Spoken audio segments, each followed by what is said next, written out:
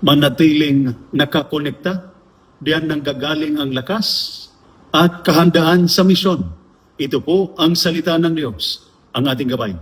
Ngayon po ay Wednesday, May 6, 2026, ng ikalimang linggo ng Pasko ng Pagkabuhay. Alam ninyo ito sa serbisyo. Walang misyon na nagagawa mag-isa. Walang unit na nagtatagal kung walang koordinasyon. Walang tauhan na tumitibay kung hiwalay sa kanyang grupo. Pero may isang koneksyon na mas mahalaga sa lahat. Ang koneksyon mo sa Diyos. Dahil malinaw ang mensahe sa ating mga pagbasa mula sa banal na kasulatan sa araw na ito.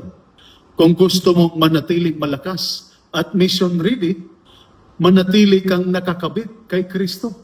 Sa unang pagbasa mula sa Gawa ng mga Apostol, chapter 15, verses 1 to 6, nagkaroon ng problema ang sinaunang mga Kristiyano.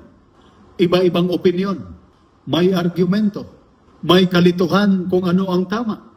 Ano ang ginawa nila? Hindi sila nag-away-away. Hindi sila nagkawatak-watak.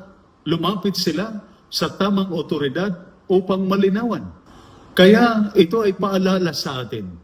Sa operasyon, may kalituhan, may pressure. Minsan, hindi malinaw ang sitwasyon. Pero ang disiplinadong tauhan, hindi padalos-dalos, hindi gumagawa ng sariling desisyon na walang basihan. Sumusunod sa chain of command at naghahanap ng tamang gabay. Ang pagkakaisa at tamang direksyon ang nagtatagumpay sa misyon. Sa ating Ebanghelyo, mula sa Ebanghelyo ni San Juan, chapter 15, verses 1 to 8, sabi ni Jesus, "Ako ang puno ng ubas, kayo ang mga sanga. Kung hiwalay sa akin, wala kayong magagawa." Isipin ninyo ito.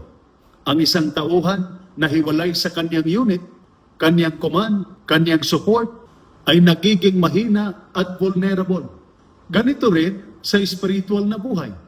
Kapag hiwalay ka sa Diyos, humihina ka, nalilito ka, nawawala ang direksyon mo. Pwede ka ba rin kumilos, pero sa loob, humihina ka na.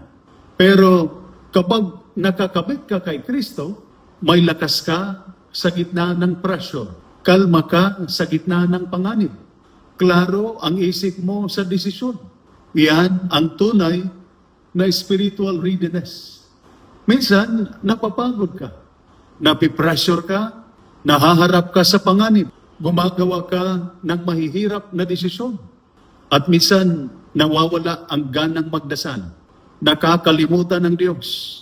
Umaasa na lamang sa training at experience. Pero tandaan, mahalaga ang training, pero kulang kung wala ang Diyos. Mahalaga ang disiplina, pero kulang kung hiwalay ka sa Kanya. Dahil kung wala ang Diyos, madali kang matitinan. Kung wala ang Diyos, madali kang malilito. Kung wala ang Diyos, mawawala ang mas malalim na layunin. Pero kung kasama mo ang Diyos, matatag ka, klaro ka, mission focus ka. Kaya ang tunay na panganib ay hindi ang kalaban sa labas, kundi ang pagiging hiwalay sa Diyos. Dahil kapag hiwalay ka sa Kanya, kumikilos ka pero walang lalim. Gumagawa ka pero walang direksyon. Nakatayo ka pero mahina ka sa loob. Kaya kung gusto mong manatiling malakas, manatili kang nakakabit kay Kristo. Kung hiwalay ka sa Kanya, hindi mo kayang panindigan ang misyon.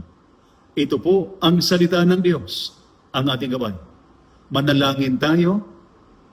Panginoon, sa bawat misyon ng aming mga sundalo at lahat ng mga nasa serbisyo, panatilihin mo silang nakakabit sa iyo.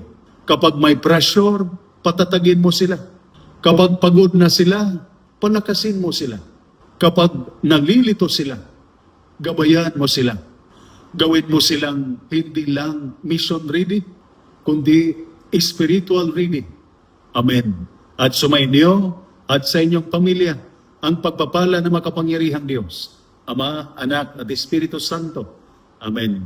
Santa Maria, Ina ng Diyos, ipanalangin mo kami. San Jose, ipanalangin mo kami. San Miguel Arcangel, ingatan mo kami. Amen.